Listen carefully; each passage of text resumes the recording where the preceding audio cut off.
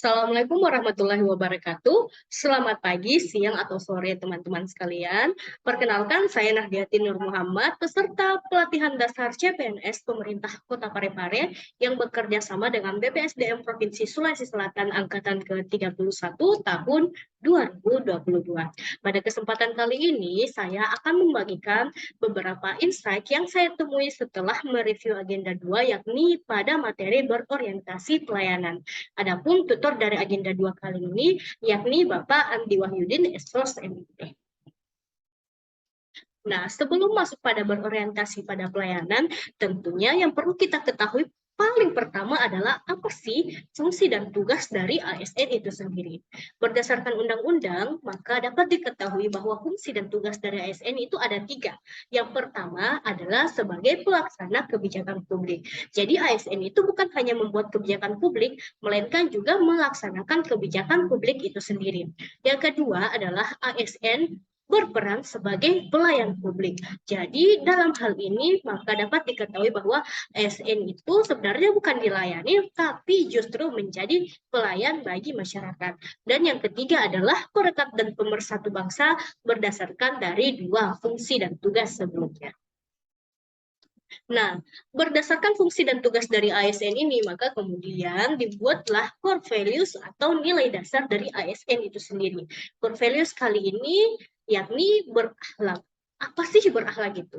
Berakhlak merupakan singkatan dari berorientasi pada pelayanan, akuntabel, kompeten, harmonis, loyal, adaptif, dan kolaboratif. Pada kesempatan kali ini, tentunya kita akan membahas core values ASN yang pertama, yakni berorientasi pada pelayanan. Jika berbicara terkait dengan berorientasi pada pelayanan, tentunya yang paling pertama perlu kita perhatikan adalah pelayanan publik itu sendiri. Nah, definisi dari pelayanan publik adalah kegiatan atau rangkaian kegiatan dalam rangka pemenuhan kebutuhan pelayanan sesuai dengan peraturan perundang-undangan bagi setiap warga negara dan penduduk atas barang, jasa, dan atau pelayanan administratif yang disediakan oleh penyelenggara pelayanan publik. Nah, pertanyaannya sekarang adalah penyelenggara pelayanan publik itu siapa? Penyelenggara pelayanan publik itu tentunya adalah pemerintah, mulai dari instansi daerah, instansi pusat, kementerian, lembaga, badan, dan lain-lain yang tertuang dalam peraturan perundang-undangan. Nah, selanjutnya terdapat 3 unsur penting dalam pelayanan publik. Yang pertama adalah penyelenggara pelayanan. Tentunya kita tidak dapat memberikan pelayanan jika tidak ada penyelenggaranya. Yang kedua adalah penerima layanan. Kita dapat memberikan pelayanan kepada publik jika ada penerima layanannya. Tentunya pelayanan itu tidak dapat diberikan atau tidak dapat tersalurkan jika tujuan dan sasarannya tidak ada. Selanjutnya adalah kepuasan yang diberikan atau diterima oleh penerima layanan itu sendiri. Prinsip pelayanan publik ada beberapa.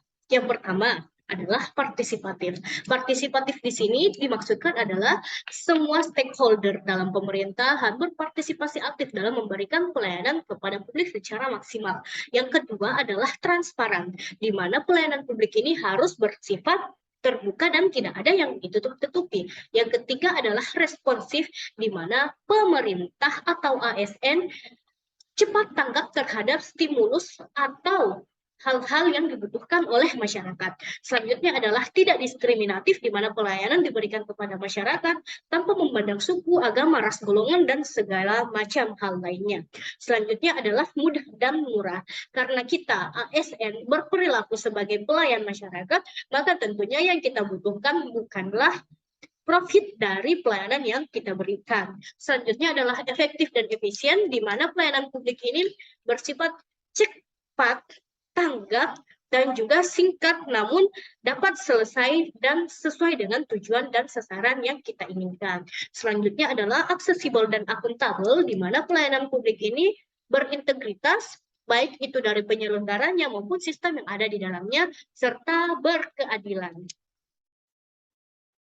Selanjutnya, mengapa pelayanan prima itu penting? Pelayanan prima itu penting dikarenakan terdapat beberapa hal yang perlu kita ketahui. Yang pertama adalah karena kepuasan masyarakat itu ternyata merupakan sarana untuk menghadapi kompetisi di masa yang akan datang. Kita tidak dapat mengetahui sejauh mana kita telah memberikan kontribusi kepada masyarakat jika kita tidak mengetahui seberapa puas masyarakat kepada kita. Nah, yang kedua adalah kepuasan masyarakat merupakan kepuasan terbaik. Jadi yang menjadi tolak ukur dalam mengetahui sebagus mana pelayanan kita adalah bukan dari diri kita sendiri, melainkan dari kepuasan yang diungkapkan atau diucapkan oleh masyarakat. Yang ketiga adalah kepuasan masyarakat merupakan aset yang terpenting. Mengapa kepuasan masyarakat merupakan aset yang terpenting? Karena kepuasan masyarakat itu menjadi hal paling mendasar yang kemudian menjadikan kita paham apa sih hal yang perlu kita perbaiki dan apa hal yang perlu kita tingkatkan. Selanjutnya adalah kepuasan masyarakat menjamin pertumbuhan dan perkembangan organisasi. Jadi untuk agar organisasi dapat terus berjalan sebagaimana mestinya, berjalan sesuai dengan tujuan dan sasaran yang diberikan, maka kepuasan masyarakat menjadi salah satu tolak ukur. Nah, selanjutnya adalah masyarakat makin kritis dalam memilih produk atau jasa. Tentunya dalam memilih produk atau jasa ini masyarakat seringkali membandingkan antara pelayanan yang diberikan oleh institusi pemerintah dan institusi swasta.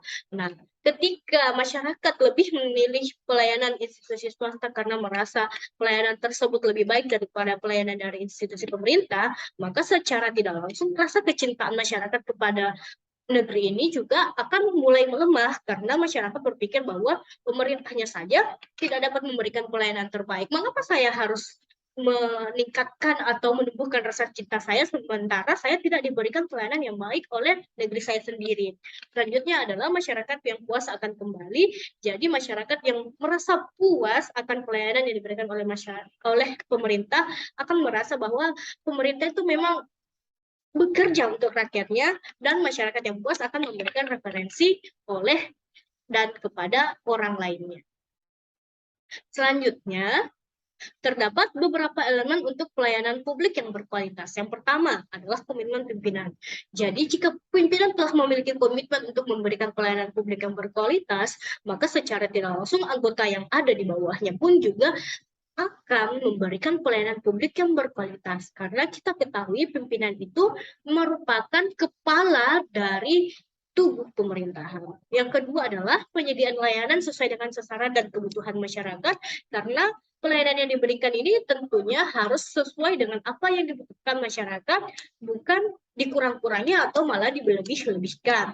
Yang ketiga adalah penerapan dan penyesuaian standar pelayanan di dalam penyelenggaraan pelayanan publik. Oleh karenanya, dalam pelayanan publik dibuat standar operasional prosedur agar standar pelayanan di dalam pelayanan publik ini dapat berjalan sesuai alur, cepat, dan juga sesuai dengan tujuan dan sasaran yang diinginkan. Selanjutnya adalah memberikan perlindungan bagi internal pegawai, menindaklanjuti pengaduan masyarakat. Selanjutnya, pengembangan kompetensi SDM, jaminan keamanan dan keselamatan kerja, fleksibilitas kerja, penyediaan infrastruktur teknologi informasi dan sarana prasarana. Tentunya prasarana seperti ini juga mendorong terbentuknya pelayanan publik yang kemudian berkualitas. Dan yang terakhir adalah secara berkala melakukan pemantauan dan evaluasi terhadap kinerja penyelenggaraan publik. Nah, dari tadi kan kita sudah bercerita terkait dengan pelayanan publik itu seperti apa dasar-dasarnya, apa yang harus kita lakukan, apa elemen-elemen yang membentuk pelayanan publik yang prima. Namun kita belum tahu kalau apa sih sebenarnya contoh dari pelayanan prima kepada publik itu sendiri. Nah, di sini dirangkum beberapa contoh pelayanan prima terhadap publik. Yang pertama adalah menyapa dan memberi salam, ramah dan senyum. Menyapa dan memberi salam serta ramah dan senyum merupakan first impression yang kita berikan kepada publik. Dengan menyapa dan memberi salam, dengan ramah dan senyum, maka publik akan merasa bahwa dirinya benar-benar ditanggapi atau benar-benar diperhatikan oleh pemerintah. Yang selanjutnya adalah cepat dan tepat waktu. Selanjutnya mendengar dengan sabar dan aktif, karena memang seperti yang kita ketahui, masyarakat ini terdiri dari kelompok-kelompok yang heterogen, sehingga tidak semua masyarakat dapat dengan cepat memberikan atau menyalurkan aspirasinya. Kita perlu bersabar dan aktif untuk bertanya agar masyarakat merasa bahwa kita benar-benar hadir untuk masyarakat. Selanjutnya adalah penampilan yang rapi, karena penampilan yang rapi itu menunjukkan bahwa kita benar-benar siap untuk menerima masyarakat. Selanjutnya mengucapkan terima kasih sebagai ungkapan apresiasi terhadap masyarakat. Selanjutnya mengingat nama pelanggan atau masyarakat supaya masyarakat ini merasa bahwa dirinya memang benar-benar diperhatikan. Dan yang terakhir adalah memperlakukan masyarakat dengan baik. Nah, kita sampai pada kode etik berorientasi pelayanan. Apa saja kode etik dari berorientasi pelayanan itu? Terdapat 3 kode etik dari berorientasi pelayanan. Yang pertama adalah memahami dan memenuhi kebutuhan masyarakat. Jika kita ingin memberikan pelayanan yang terbaik, yang optimal kepada masyarakat, yang pertama yang kita perlu pahami adalah apa sih yang dibutuhkan masyarakat. Bukan kita melihat kebutuhan masyarakat bukan dari sudut pandang kita, melainkan dari sudut pandang masyarakat itu sendiri. Dengan melihat sudut pandang masyarakat, maka kita akan memahami bahwa sebenarnya terdapat beberapa hal di luar kemampuan atau di luar kemampuan berpikir kita yang ternyata dibutuhkan oleh masyarakat. Sehingga dengan sudut pandang ini kita menjadi paham bahwa ternyata ada 1-2 hal yang perlu diperhatikan dari masyarakat itu sendiri. Yang kedua adalah ramah, cekatan, solutif, dan dapat diandalkan. Ramah, cekatan, solutif, dan dapat diandalkan ini menjadi salah satu perilaku yang pastinya akan dikenang dan akan diapresiasi oleh masyarakat jika kita berperilaku dengan optimal. Dan yang ketiga adalah melakukan perbaikan tiada henti. Nah, melakukan perbaikan tiada henti ini dari apa? Dasarnya ya dari kepuasan yang diungkapkan oleh masyarakat itu sendiri. Itulah mengapa kemudian tadi dijelaskan bahwa berorientasi pada pelayanan itu dan kualitas dari pelayanan yang menentukan kepuasan publik itu menjadi tolok ukur dari keberlangsungan organisasi ke depannya. Nah, demikian presentasi dari saya kali ini. Terima kasih banyak atas perhatian yang telah diberikan. Semoga insight yang saya temui dari resumi materi agenda 2, terutama dari materi berorientasi pelayanan ini, dapat memberikan secercah pengetahuan atau secercah wawasan kepada teman-teman sekalian. Terima kasih. Wassalamualaikum warahmatullahi wabarakatuh.